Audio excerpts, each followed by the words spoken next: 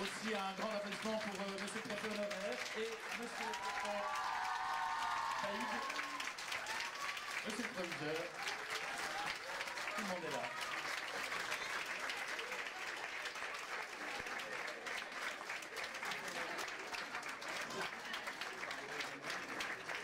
Bien, très chers élèves, j'aimerais tout d'abord commencer par une petite information qui nous tient tous à cœur ici, c'est-à-dire que je ne devrais pas me trouver là, mais Madame Pecoraro devrait se trouver là. Malheureusement, un impératif vraiment très particulier qui a demandé sa présence fait qu'elle est absente aujourd'hui, mais vous savez à quel point ce professeur s'est investi justement pour recevoir Madame Adjalabib. Alors j'aimerais que nous pensions un tout petit peu à elle et que vous l'applaudissiez s'il vous plaît aussi.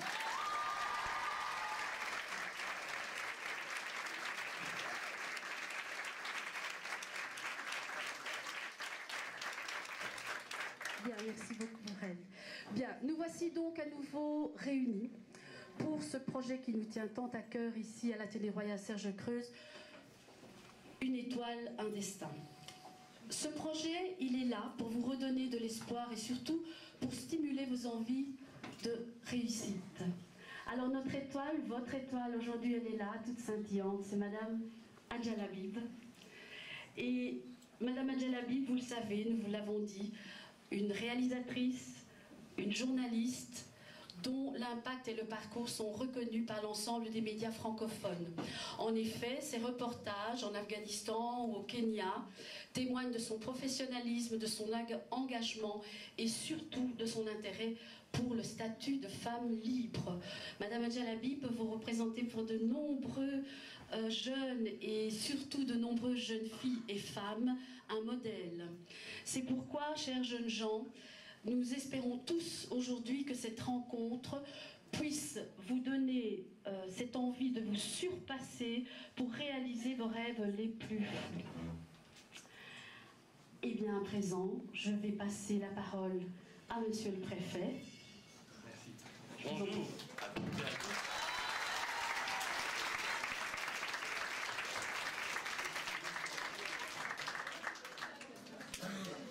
C'est un honneur de vous accueillir.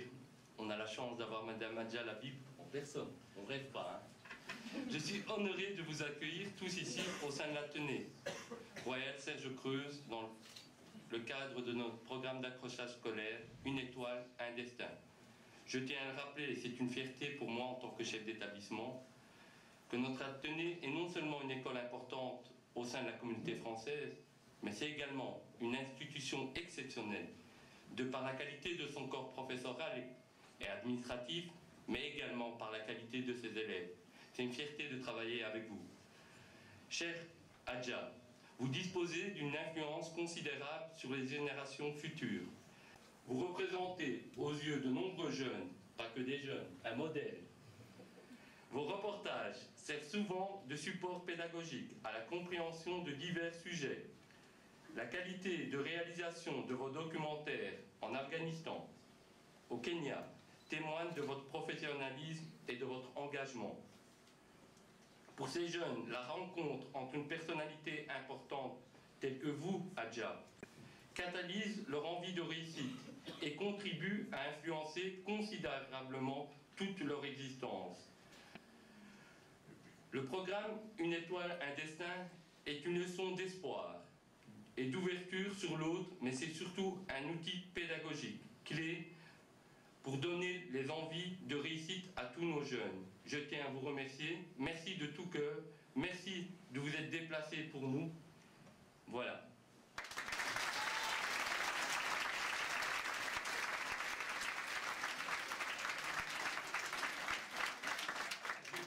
Je tiens également à remercier une personne qui a marqué l'école depuis quelques années, qui a travaillé au sein de l'établissement pendant 13 ans, qui a redonné une image positive à cet établissement. Et je tiens à le remercier, et je crois qu'il faut l'applaudir très très fort, c'est monsieur Bernard Andris.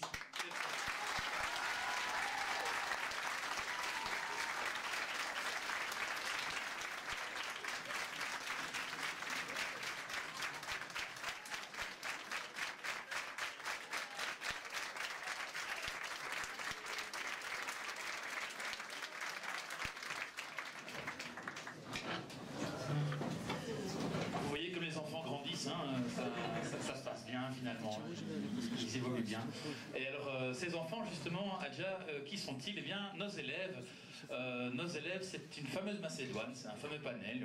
On a des gens d'un petit peu partout. On a des élèves qui viennent d'Afghanistan, on a des élèves qui viennent du Pakistan, on a des élèves qui viennent du Moyen-Orient, d'un petit peu du côté des Balkans, l'Europe de l'Ouest, l'Afrique, le Maghreb, bien entendu. Et la Belgique aussi un petit peu, donc il y a un petit peu de tout le monde. Et je dirais que mais beaucoup sont belges, tout simplement. Ils sont simplement belges, tant et si bien qu'il est encore possible de se faire une identité là-dessus. On en discute en politique, on verra ça plus tard. Pour ce qui les concerne, leur avenir, il est ici, il est maintenant.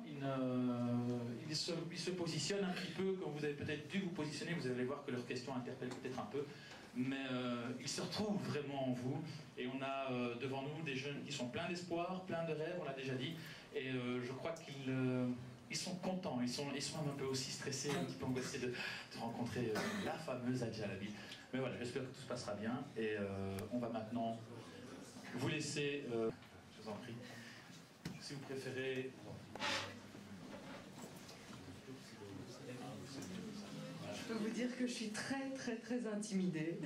La première image qui me vient à la tête, c'est que j'aurais vraiment aimé, quand j'avais votre âge, être ici et participer à une telle activité. Voilà, j'ai pas eu cette chance, vous l'avez, profitez-en.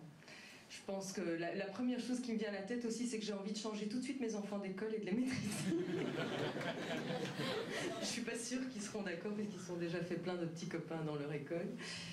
Mais voilà, enfin, c'est très émouvant parce que je suis partie, voilà, je vous ressemblais, je vous ressemble, vous me ressemblez. Je m'identifie beaucoup à ce que vous êtes aujourd'hui. Je sais pas quel âge vous devez avoir, à peu près 16, peut-être 15, 16 ans, 17 ans. Et voilà, à ce moment-là, je sais que c'était... j'avais l'impression que beaucoup de portes étaient fermées pour moi. Et puis après, petit à petit, en grandissant, j'ai appris qu'il n'y avait pas de portes fermées, qu'il n'y a que des portes à ouvrir. Et après, c'est le travail et la chance aussi, parce qu'il en faut. Et je pense que la chance, on va aussi la chercher. C'est la chance et mon inconscience aussi, parce que souvent, je crois qu'une de mes caractéristiques, et vous l'avez vu sans doute peut-être pour ceux qui sont venus à l'émission, je sais qu'il y en a beaucoup qui sont venus à l'émission Retourne dans ton pays, c'est que je me rends pas très bien compte souvent de la taille des défis auxquels je m'attaque. Je fonce, je réfléchis pas trop longtemps, je me dis pas on va mettre des bâtons dans les roues, je me dis que ça va être difficile, qu'il va falloir convaincre des gens, voilà, et que le reste c'est une bonne philosophie de vie, c'est pas de voir les autres comme des étrangers, comme des gens qui vous comprennent pas ou qui sont racistes ou qui vous veulent du mal, mais des gens qui vont vous pousser à aller plus loin. Parce que finalement, les gens qui vous comprennent pas tout de suite, les gens qui sont méchants, entre guillemets, ben c'est des gens qui vous forcent à vous dépasser. Parce que ceux-là, ils sont pas avec vous. Donc il faut les mettre avec vous. Il faut aller les convaincre. Et pour revenir sur cette émission, je reviens à ça parce que c'est le dernier gros défi auquel je me suis attaquée au niveau professionnel. Je peux vous dire que si vous avez assisté à une partie plaisir, enfin j'espère que c'était agréable pour vous, ce ne le fut pas pour moi. Pas vraiment. Ce fut avant tout un énorme travail qui m'a pris des mois et des mois. En plus de toutes mes heures de travail normales, je veux dire, c'était vraiment quelque chose que j'ai fait, on va dire, bénévolement, en donnant de mon temps à cette RTBF que j'aime parce que c'est aussi celle qui me permet d'être ce que je suis, de donner un sens à ma vie professionnelle en tout cas. C'est énormément de sacrifices. Je peux vous dire que quand j'ai mis mes enfants au lit ce soir-là, ils m'ont dit « Maman, maintenant c'est fini, hein, tu vas plus recommencer tout de suite une émission ». Et puis après, ce fut un moment de plaisir, de découverte, j'espère, des messages qui sont passés l'air de rien, qui semblaient légers mais qui ont demandé énormément de travail. Je vous parle comme ça, je n'ai pas décidé de faire un discours, je ne suis pas très discours. J'ai plutôt envie de vous rencontrer, de répondre à vos questions, mais je voulais juste vous faire part de mon vécu de ces toutes dernières semaines. Voilà.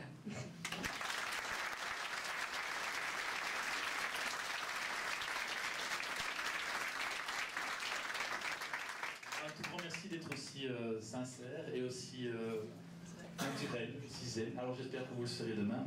N'ayez pas peur, donc on peut peut-être commencer Tout à fait. à poser les questions. Ok. Bonjour, je m'appelle Maître Ramadanov. Quel sentiment avez-vous éprouvé lors de votre premier JT en direct?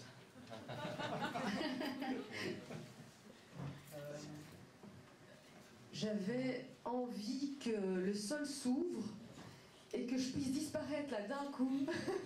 Quand on a commencé à me dire 5, 4, 3, 2, 1, 0, c'est à toi dans l'oreillette, je me suis dit s'il y avait un génie de la lampe magique qui pouvait apparaître et me faire disparaître à l'instant, énormément de stress évidemment. Beaucoup d'inconscience aussi.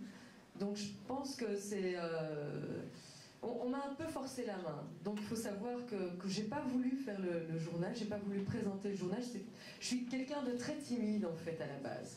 Comme quoi vous voyez, on s'en sort toujours, on se transforme, on évolue. Donc moi j'étais plutôt à votre place là, quand j'étais même à l'université dans un auditoire, si je devais poser une question, il y avait déjà rien qu'à l'idée de poser une question, le cœur qui battait dans la gorge, elle me disait je vais la poser, non je vais pas la poser, non je vais la poser, non je vais pas la poser, mais je vais me lever, non mais je vais pas me lever, non je vais pas y arriver, et puis voilà, et puis je posais jamais mes questions, et je repartais avec mes interrogations, et puis après je me suis dit je vais devenir journaliste, ça va m'aider à poser des questions. Non, je peux vous dire que c'était pas facile.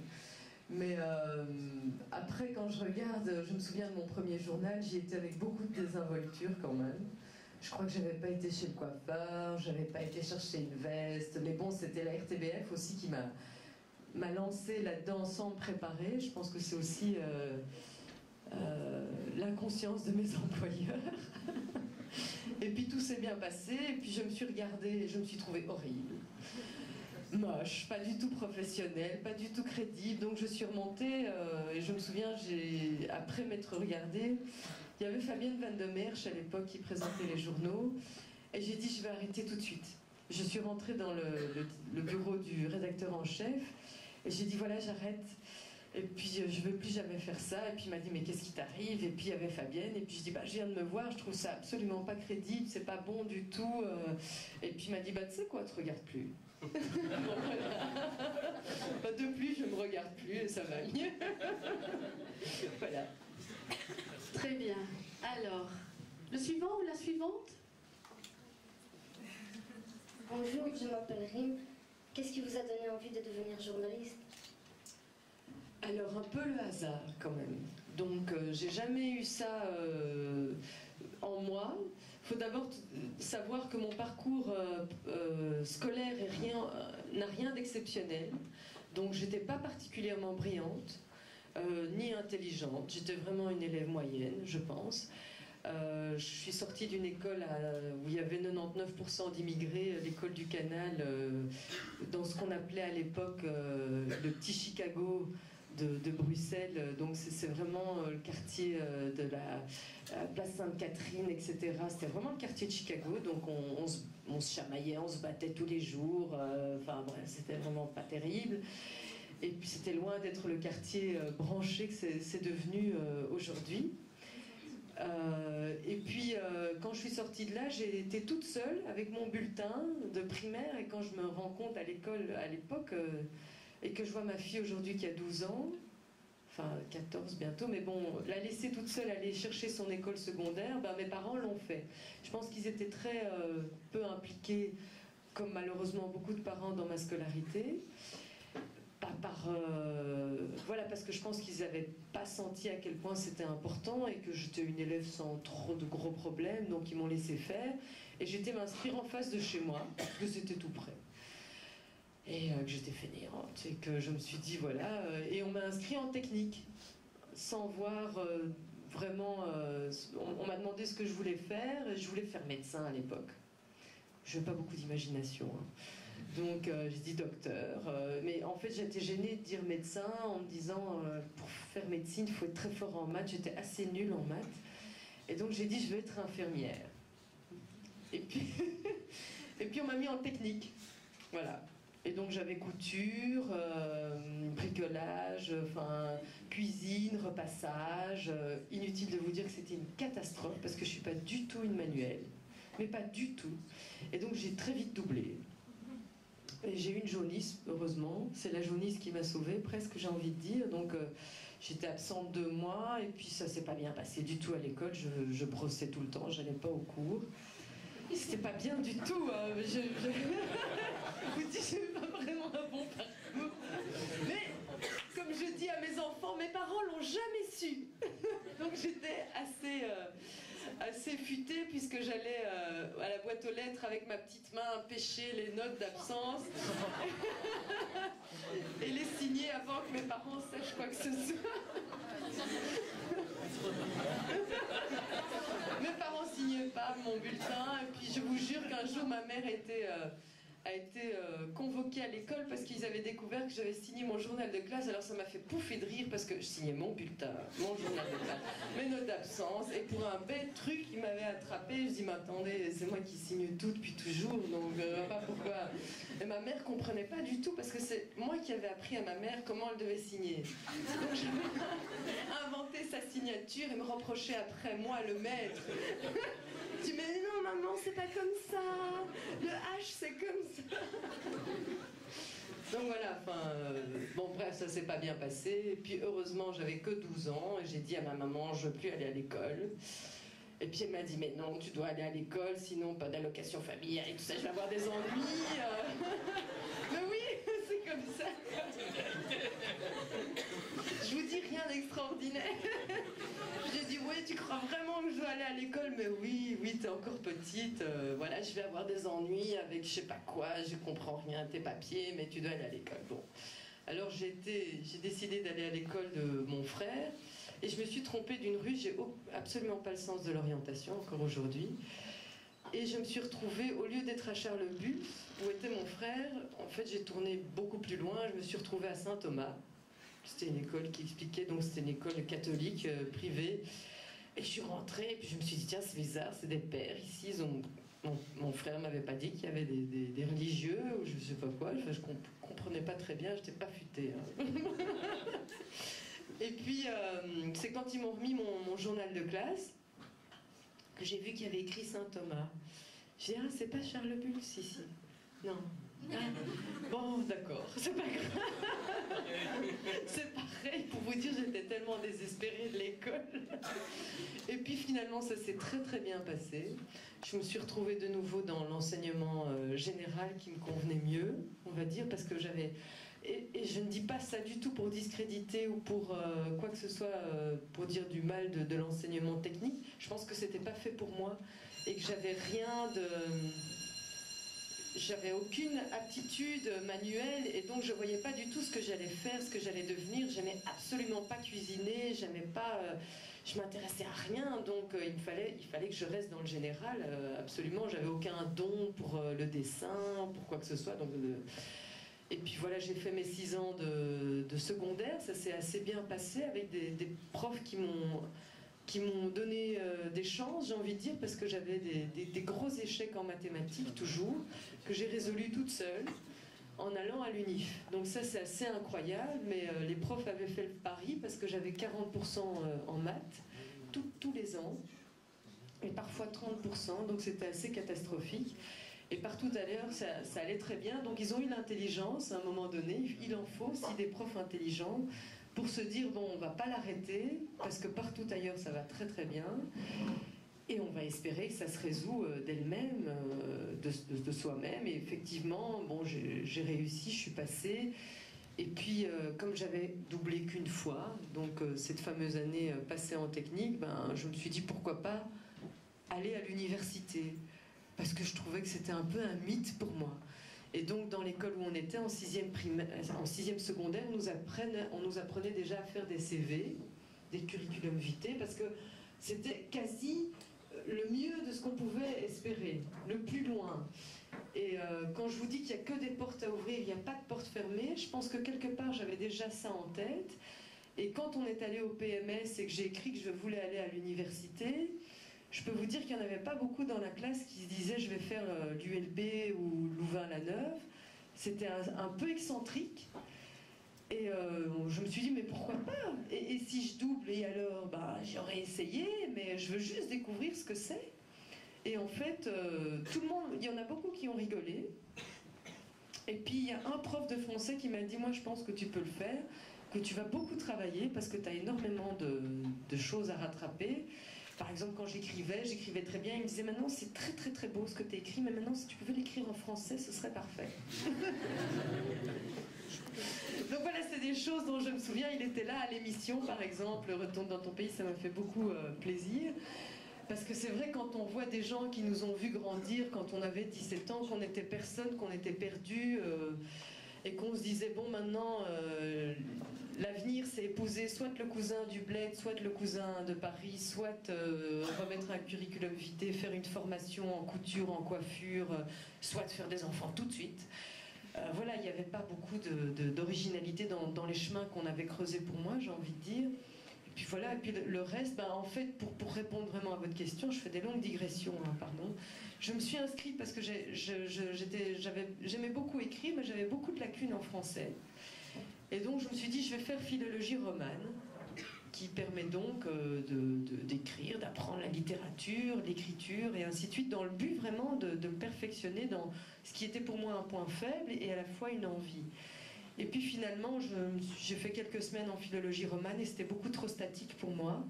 Il n'y avait que des gens qui venaient de latin, grec, etc., qui avaient fait les grosses écoles de la ville de Bruxelles. Et là, je vous avoue que je me suis sentie un peu isolée et malheureuse parce que voilà, ça passait pas. Et puis j'ai cherché dans d'autres facultés, j'ai découvert le journalisme où il y avait 600 élèves.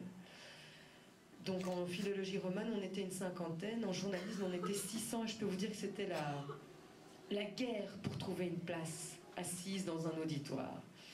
Et c'était vraiment un autre état d'esprit, et en fait ça m'a beaucoup plus plu.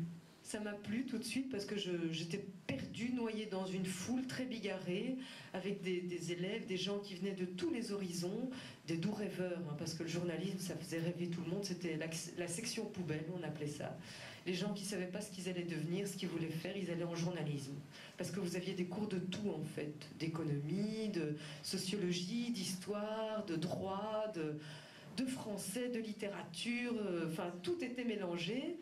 Et de nouveau, ça me convenait beaucoup plus parce que je crois que j'aimais pas me spécialiser déjà à l'époque. J'étais encore... Et en fait, j'ai continué. Je continue encore maintenant. J'aime pas être soit à la présentation, j'aime pas ne faire que du reportage. Je change tout le temps. Moi, je reste égale à moi-même, en fait. Voilà.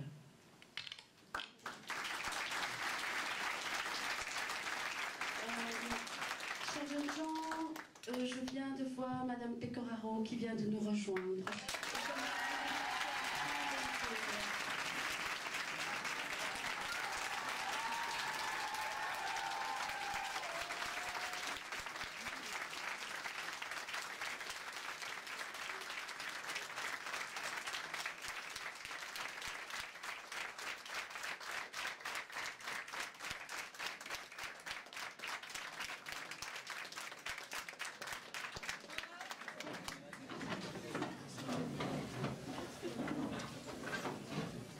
Bien, voilà. Je voudrais remercier Madame Pecoraro. Je sais que vous passez des moments difficiles. Je sais que vous êtes pour beaucoup au fait que je suis ici. Merci beaucoup.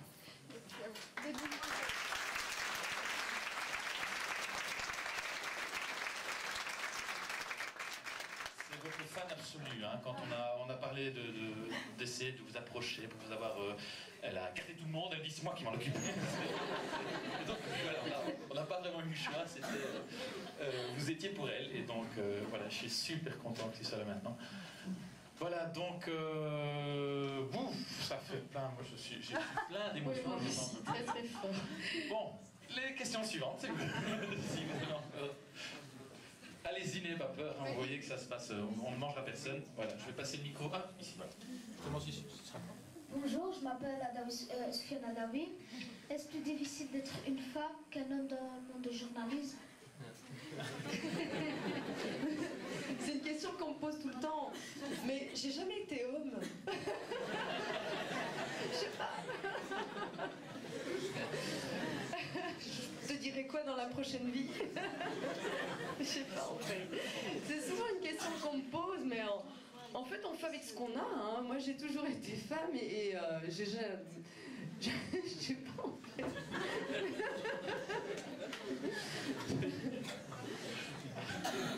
Une autre question. Oui, là-bas. Faites passer. Hakim. Bonjour, je m'appelle Hakim Ben Magdad. Ma question est, le fait que vous soyez d'origine étrangère, vous a-t-il aidé dans votre ascension professionnelle? J'ai jamais été d'origine autre.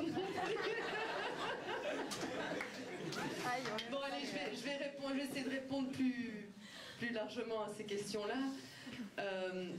Tout ce qui peut être tout début de ma carrière, on m'a dit, t'as vu ton nom, t'as vu ta tête, enfin pas comme ça, mais bon, ça voulait dire ça, tu vas pas réussir.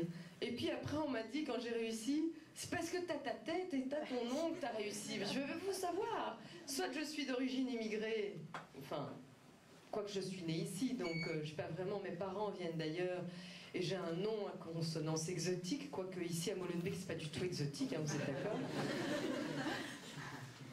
Et c'est un avantage, soit c'est un désavantage. Je pense qu'il ne faut pas partir avec cet état d'esprit-là.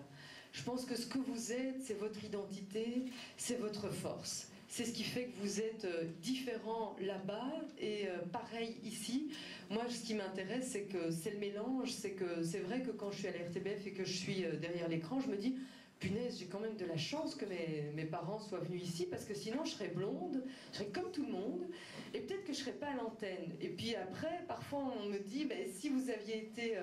voilà, c'est parce que le négatif peut être positif, c'est comme les défauts et les qualités. Mon inconscience, souvent c'est un défaut, et puis parfois c'est une qualité. Je crois que si... Parfois, quand vous êtes à la veille d'examens très importants, vous verrez dans votre vie professionnelle, ça continue. Hein. On n'est pas après sur un long fleuve tranquille. En tout cas, je vous le souhaite, parce que ça veut dire que vous vous dépassez, que vous allez continuer à apprendre. Mais quand vous êtes à la veille d'un gros examen, vous vous dites oh, « Qu'est-ce que je voudrais bien ?» Quand j'étais, je me souviens, à l'UNIF, je regardais une femme de ménage, j'habitais devant une école, et je me disais « Je voudrais être elle.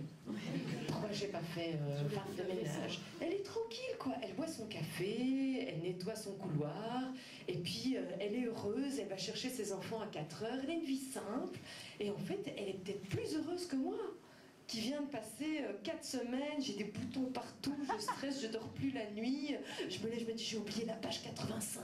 Non, voilà des moments de stress incroyables, et on envie n'importe qui a une vie voilà, un peu plus stable. Et puis après, quand vous franchissez cette étape, ou pour reprendre cette émission, quand voilà, il ne me restait plus qu'un carton que j'ai pu vous dire, voilà, on fait la fête, on danse, c'est la fin de cette émission, le plaisir, la jouissance que j'ai ressentie à l'intérieur parce que c'était terminé, c'est immense, quoi. Et le fait de se lever le lendemain matin, enfin, même si c'était pas le lendemain matin parce que j'avais le colloque qui continuait, mais le week-end d'après, de se dire il faut penser à rien, c'est derrière toi, tu l'as fait, c'est fini, on tourne la page, maintenant tu vas te lever, juste faire le café, sans stresser, sans penser, c'est du bonheur, de la vie quotidienne qui est jouissif. Voilà, et on a un plaisir ce matin-là à faire du café, et à rien en se disant qu'on a accompli quelque chose, que c'est derrière soi. Et moi, en général, une fois que j'ai tourné la page, ben c'est tourné, c'est fini, je ne me pose pas 1000 questions, je ne me dis pas est-ce que c'était bien, est-ce que c'était pas bien, est-ce que le message est passé, je l'ai fait, je crois que je me suis donné à fond. Plus que ça, en général, je peux pas. Et voilà, ceux qui vivent avec moi en ont pour leurs frais, en général. Hein, ils savent que, voilà, je peux vous dire que quand j'ai terminé mon film Afghanistan, après mes longs séjours en Afghanistan, de nouveau, mes enfants... Ce sont les premiers en général à me dire maintenant c'est fini, tu fais plus de films, hein. On veut plus de films parce qu'ils en ont ras-le-bol et qu'ils savent le travail qu'il y a derrière, ils savent parfois les larmes, ils savent parfois les doutes, ils savent parfois les longs coups de fil avec moi qui m'énervent, avec moi qui crie, parfois ils savent mon stress, c'est comme ça, c'est l'envers de la médaille. C'est un quotidien qu'on partage avec ceux qu'on aime, en général, et qui en souffrent les premiers. C'est comme ça. Bien, merci beaucoup.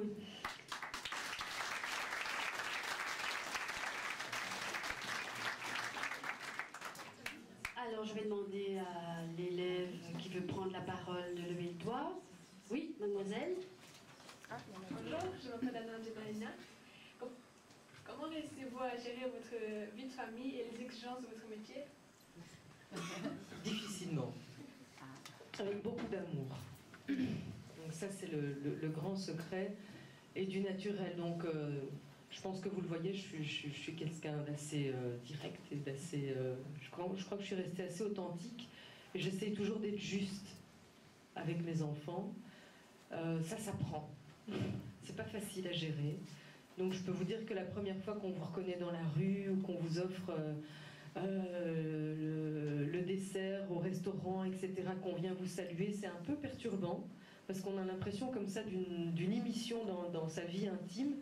C'est difficile à gérer avec le compagnon de votre vie, celui qui vous connaît depuis que vous avez 18 ans et quand vous n'étiez personne, je veux dire, et que c'est difficile à gérer avec les enfants qui ne comprennent pas toujours quel est le juste milieu, quelle est l'attitude à avoir, qu'il y a des choses qu'il ne faut pas accepter, d'autres qu'il faut accepter, que voilà, c'est une éducation permanente, j'ai envie de dire. Et puis après, c'est moi qui reste moi, en fait. Je pense que je suis toujours la petite fille qui était là, assise dans une autre classe, un autre temps, et qui aurait aimé que quelqu'un vienne lui parler comme je le fais. C'est pour ça que je le fais aujourd'hui, pour rien d'autre. Parce que voilà, sinon j'aurais préféré franchement rester chez moi, mais je pense que j'ai du plaisir à venir vous parler, parce que je le dis et je le redis vraiment, c'est important. Je pense qu'il y a des gens qu'on rencontre tout au long de notre parcours, et qui sont des rencontres fondatrices, qu'on n'oublie jamais, qu'on revoit dans les moments difficiles. C'est des personnes à qui on pense quand on est justement devant cette caméra noire, où vous savez qu'il y a des centaines et des milliers, des centaines de milliers de personnes qui vous regardent, et que vous avez la gorge serrée, que vous avez le cœur qui bat la chamade, et que vous vous dites mais pourquoi parce qu'en fait je suis timide et que je veux pas être là. Mais c'est vrai, et ça fait rire ceux qui me voient aujourd'hui, mais ceux qui me connaissent, je veux dire, j'ai une amie avec qui j'ai grandi, on a fêté toutes les deux nos 40 ans, on se connaît depuis qu'on a 15 ans, quand on avait votre âge, on s'est rencontrés à l'école secondaire, et elle le sait, elle, que je suis timide.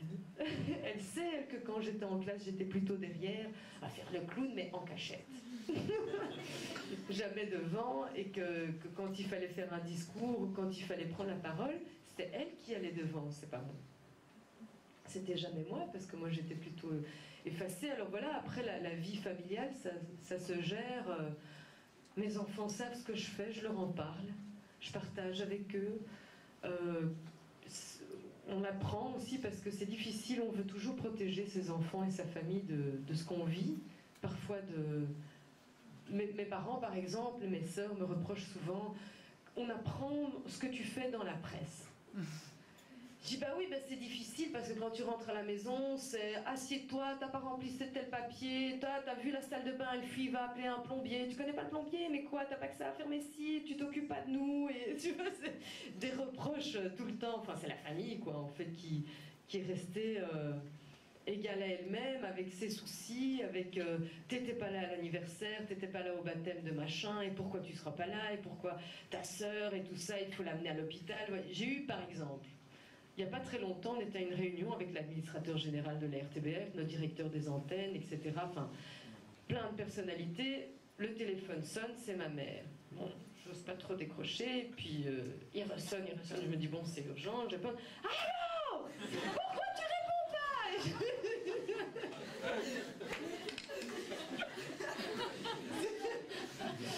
Alors là, vous êtes un peu gênés. « Ta soeur s'est cassé le pied, il faut l'amener à l'hôpital !» Je dis, t'appelles une ambulance, c'est très grave. Ben non, une ambulance, c'est toi, où tu es? Je dis, mais je suis en réunion. Et si c'est moins grave, t'appelles un taxi. Taxi. Nous, on a que ça à faire, appeler un taxi. Et tu crois que c'est gratuit, le taxi? Ben voilà, c'est ça la réalité, la mienne, c'est celle-là, quoi. Elle est restée celle-là.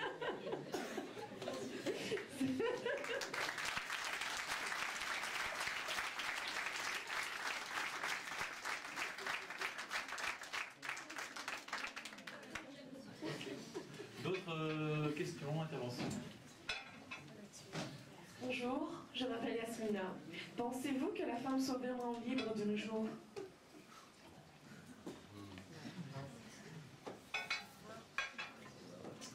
Alors, libre.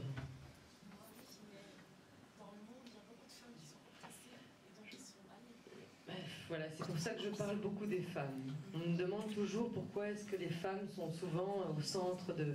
Je dis, mais c'est souvent celles qui sont le plus oppressées, celles qui sont les premières victimes des guerres, de la pauvreté, c'est la femme. Et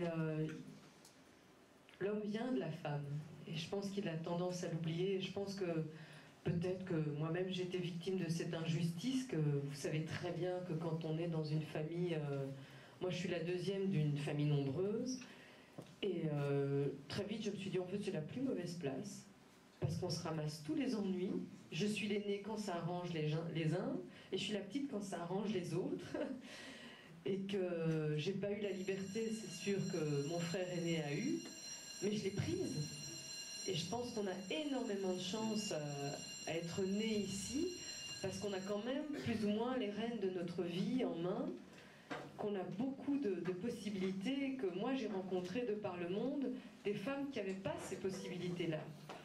J'ai rencontré quand j'avais déjà 17-18 ans et que j'allais dans le village de Kabylie d'origine de mes parents, des femmes qui me disaient « Voilà, je te montre la photo de mon futur mari. » Ah, tu le connais? Non. Tu l'aimes?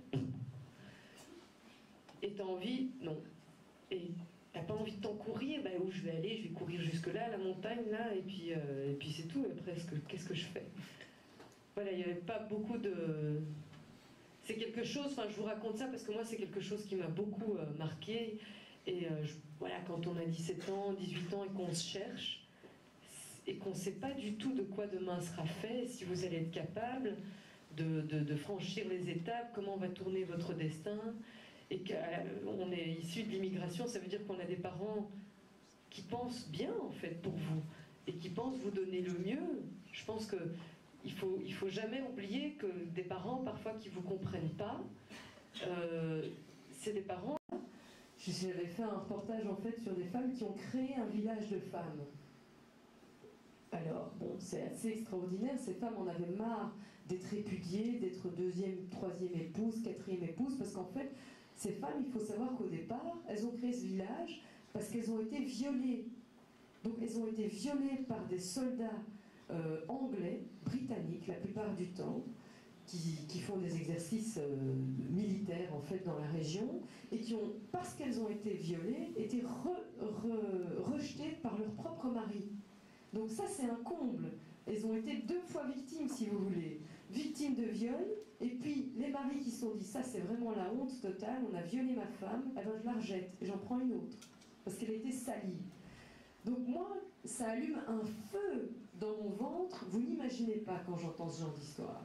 Et bien ces femmes, elles ont pris, qui avaient nulle part où aller, elles ont pris leur courage à 2 mains, elles ont été créées un village, elles se sont dit qu'est-ce qu'on sait faire? Ben, on sait faire des bijoux, hein, des colliers, elles ont été acheter des perles, elles ont ouvert des petites échoppes en fait, aux touristes de passage, et puis elles ont commencé à créer des huttes, et puis elles ont commencé à faire à manger aux touristes, enfin bref, et en fait elles ont créé un vrai business. Et puis elles ont créé une école pour les enfants du village. Et puis en fait, elles sont devenues un modèle. Ces femmes qu'on rejetait, aujourd'hui, sont un modèle dans le nord du Kenya. Moi, je dis chapeau. Ces femmes, elles sont parties d'une situation d'injustice totale. Et maintenant, elles sont libres. Non seulement elles sont libres, parce qu'en plus, ces femmes, elles ont leur vie affective. Donc, moi, j'y suis retournée 20 ans après, parce que ça m'intéressait. Je me disais, comment est-ce qu'on vit sans hommes? Parce que, ok, elles sont victimes d'injustice, elles décident de créer un village, mais après, comment on fait pour vivre toute sa vie sans l'affection d'un homme? Moi, je pourrais pas. Et donc, moi, j'ai été dans ce village, et c'est vrai qu'il y avait déjà eu un autre reportage, et elles m'ont dit, t'es la première qui nous pose cette question. Et puis, je suis dit, attends, ok, il y a des hommes qui sont horribles, qu'il faudrait, voilà, mettre en prison, qu'il faudrait... baffer toute la journée pour leur faire comprendre à quel point ils sont à côté de la plaque. Et puis il y a les hommes qu'on aime. Je veux dire, il y a ceux qu'on a envie d'aimer. Est-ce qu'on peut vivre toute une vie sans affection, sans amour? Est-ce qu'on peut faire grandir des enfants, accueillir des jeunes filles qui sont répudiées, ok, qui sont rejetées par leur famille parce qu'elles ne veulent pas épouser le garçon à qui elles étaient promis, et leur dire bah, toute ta vie tu vas vivre avec des femmes? Est-ce que c'est réaliste? Et en fait, après, c'est ça, moi, j'ai beaucoup aimé faire ce film. J'ai découvert qu'elles avaient des relations sexuelles, qu'elles avaient des amoureux, qu'elles avaient des enfants, qu'il y avait des enfants qui naissaient dans ce village avec ceux qu'elles avaient choisis. Voilà, et elles continuaient à vivre entre femmes. Et puis les hommes, ils pouvaient venir, ils pouvaient sortir, mais ils ne s'installaient pas. Et je me disais, mais en fait, elles sont beaucoup plus modernes que nous, ces femmes. Ben oui.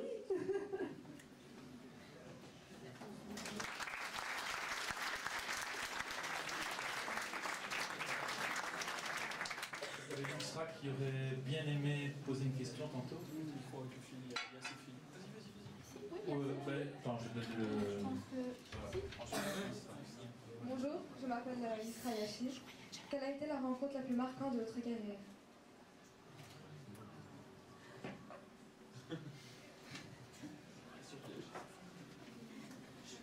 Si vous me permettez, je pense qu'il n'y a pas de rencontre, il n'y a pas une rencontre marquante, il y a des rencontres.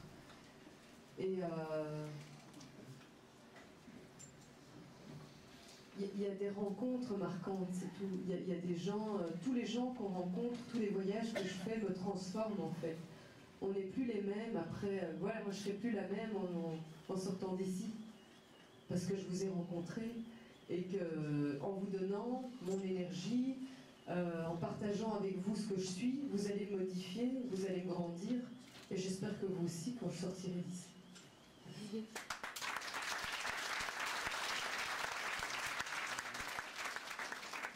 Bien. Merci beaucoup, Madame Adjalabi. Bonjour, je m'appelle Sprina. Avez-vous un modèle, un homme, une femme qui vous admirez dans le monde du journalisme? J'en ai plusieurs.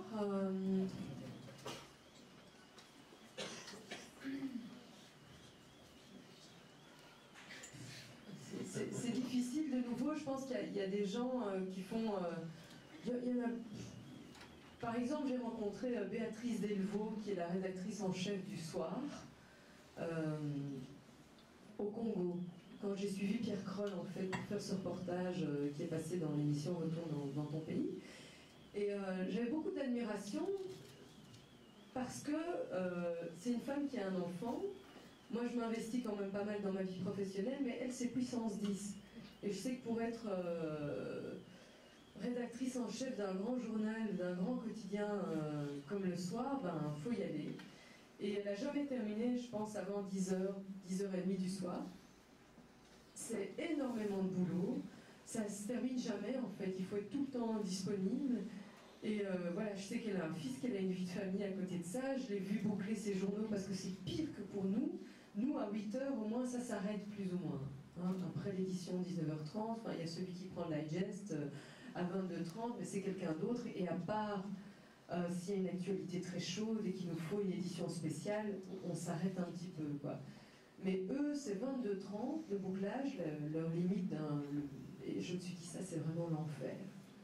Parce que alors là, on n'a jamais terminé avant 23h. Et c'est gérer énormément de journalistes, être dans l'ombre, parce que bon, elle fait des cartes blanches, mais elle gère surtout toutes les énergies, tous les autres journalistes. Et il y en a quelques-uns chez nous comme ça. J'ai beaucoup d'admiration pour les femmes, parce que je pense que même si on va vers plus d'égalité, bien sûr, je pense que quand un enfant est malade, c'est sa mère qui réclame. Ça, il n'y a rien à faire. Moi, je l'ai vécu, je veux dire, j'ai 2 enfants, et je trouve ça à la fois, bon, c'est biologique, c'est comme ça, et j'ai beaucoup plus de mal à quitter mes enfants quand ils ne sont pas bien. Il y a une espèce de cordon ombilical qui est plus fort avec la mère, c'est biologique, c'est comme ça. C'est l'inégalité, je veux dire, due à la vie. Et j'ai beaucoup d'admiration pour ces femmes qui arrivent, parce que je sais le sacrifice que ça demande, et ça demande beaucoup, je sais qu'on le paye très très cher, parce que quand un enfant va pas bien après, j'ai une fille de 14 ans, je peux vous dire que quand je suis longtemps absente et qu'ils partent en chocopops, comme elle dit, c'est son expression, ben, c'est à moi qu'elle va le reprocher en premier lieu. Donc voilà, il y a Colette Brackman, pour qui j'ai beaucoup d'admiration. Quand vous allez en Afrique avec elle, c'est une star.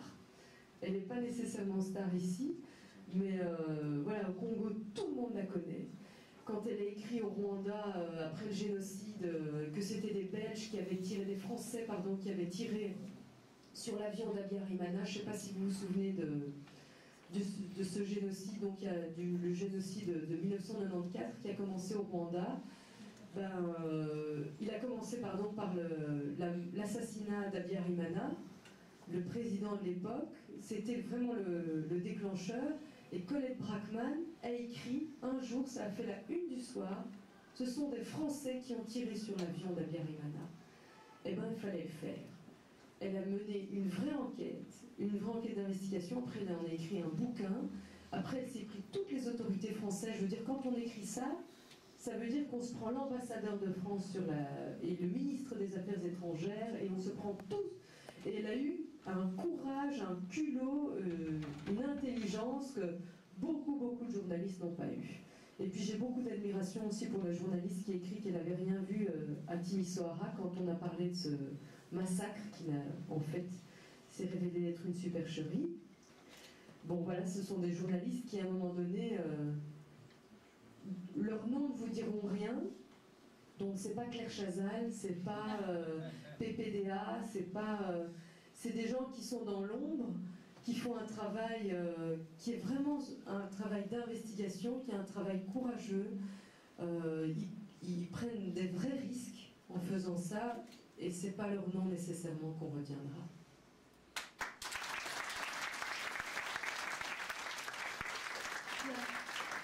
Merci beaucoup. Élève suivante ou suivant?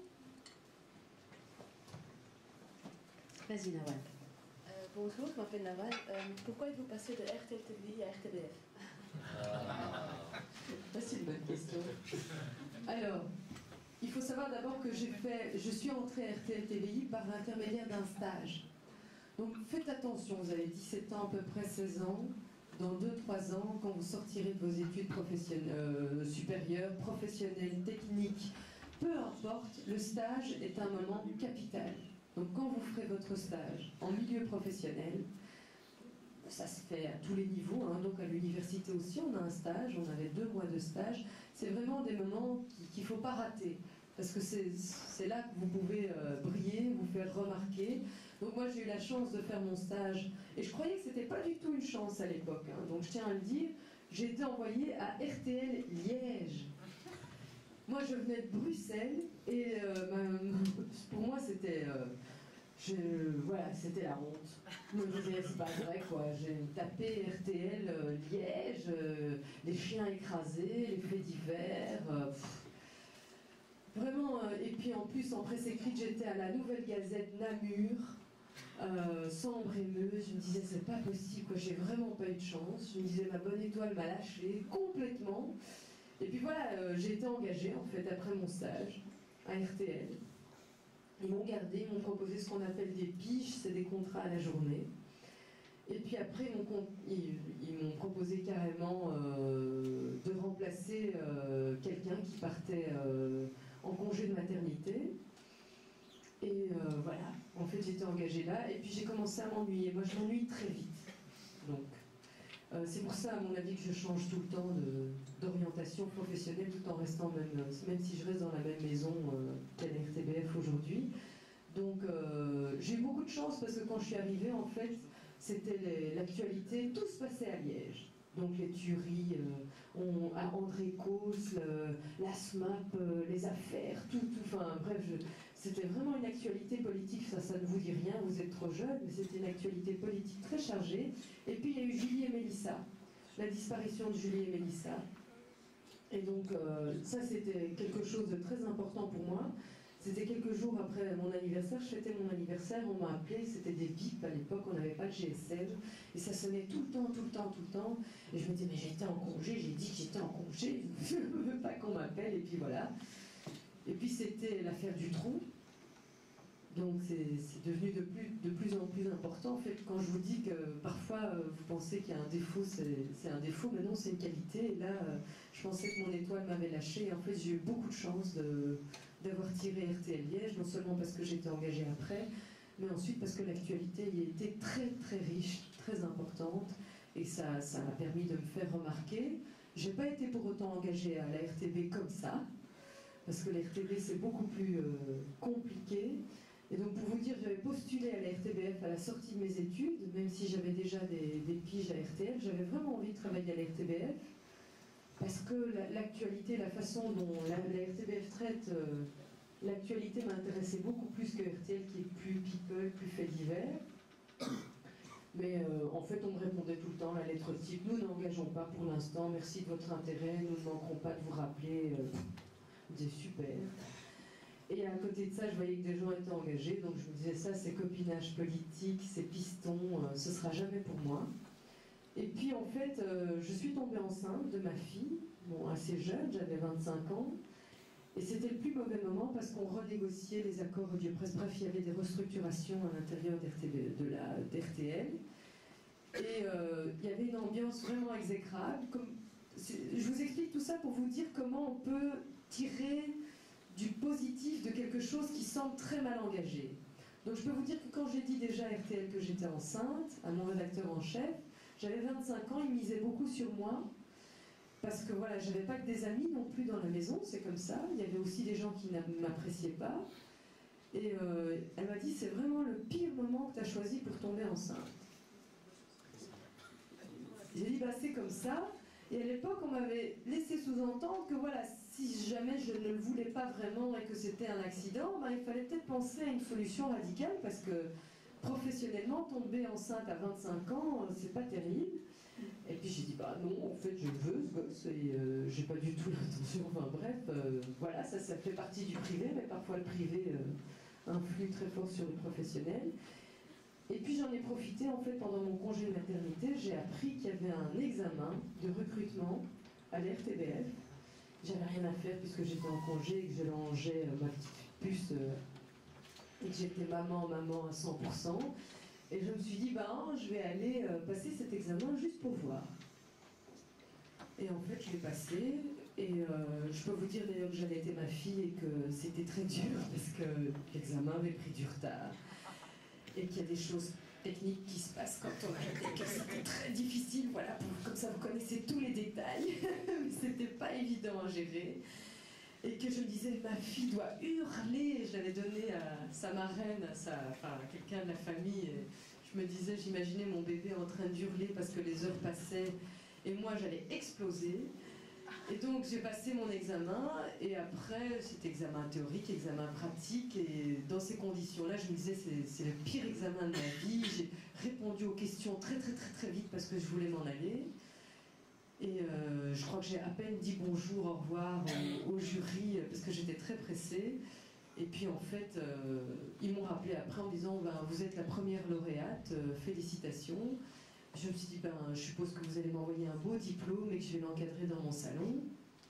Et puis en fait non, ils m'ont appelé vraiment. J'étais déjeuner avec le rédacteur en chef et puis j'étais engagée. Voilà. Et j'avais envie d'être à la RTBF et je ne regrette pas parce que je pense que la RTBF m'a permis d'être ce que je suis, c'est-à-dire une touche à tout, quelqu'un qui ne veut pas faire des choix ou qui change d'avis tout le temps, enfin tous les 2 ans en général.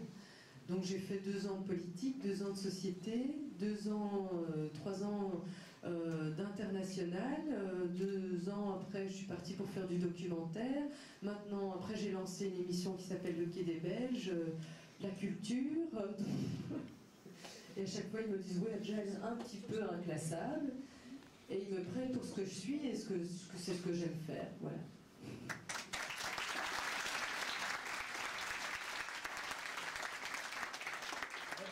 C'est rare quand ils applaudissent systématiquement après chaque intervention. Ça fait comme un concert de jazz, dès qu'il y a un petit solo. C'est sympa. Encore d'autres... Bonjour, je m'appelle Moussa. Vous savez peut-être qu'on monte une Haute TV, chaîne 1080. En fait, on voudrait savoir quel conseil donneriez-vous pour organiser une émission d'une ampleur telle que Retour dans ton pays. Alors là, je vous souhaite beaucoup de courage. D'abord, il faut savoir, on va rester en contact.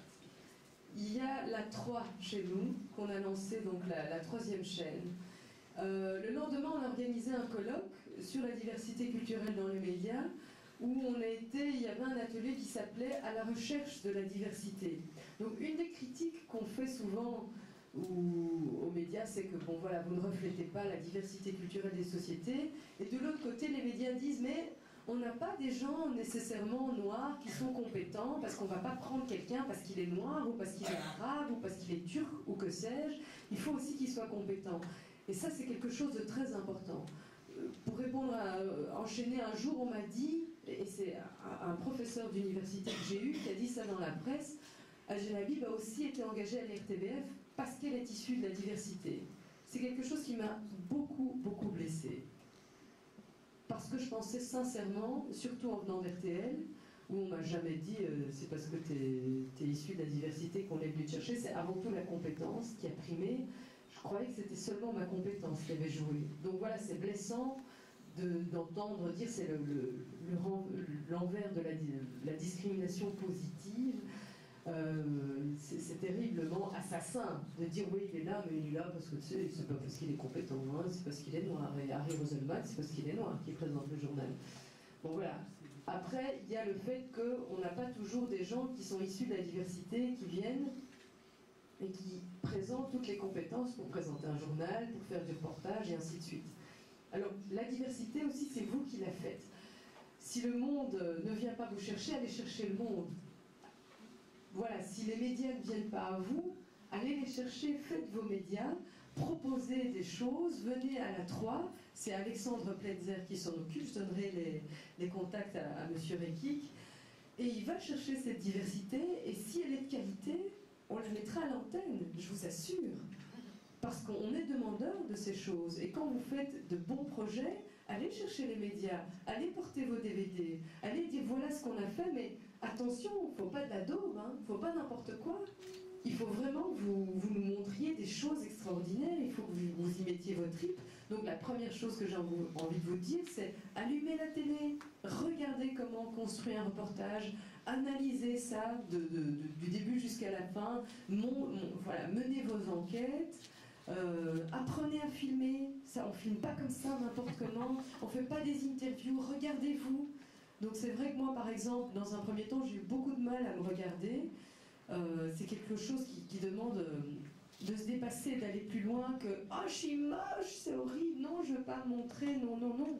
Vous avez un message, vous avez quelque chose à dire, eh bien dites-le. Donc voilà, et si c'est bien dit, si le message est fort, il trouvera un écho forcément. Ça, moi, je m'en tiens garante.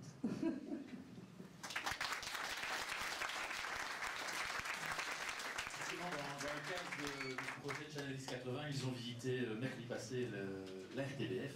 Ils ont été impressionnés, ils étaient derrière de l'autre côté. On avait quelques journalistes en herbe qui se sont installés à votre place. Donc c'était une très chouette expérience. Et ils ont vu aussi l'envers du décor, l'envers du métier. Ils ont appris qu'il fallait se lever à 3h du matin pour le premier comité de rédaction sur la première en journalisme radio. Enfin, ce genre de choses. Je crois qu'ils sont motivés, ils en veulent.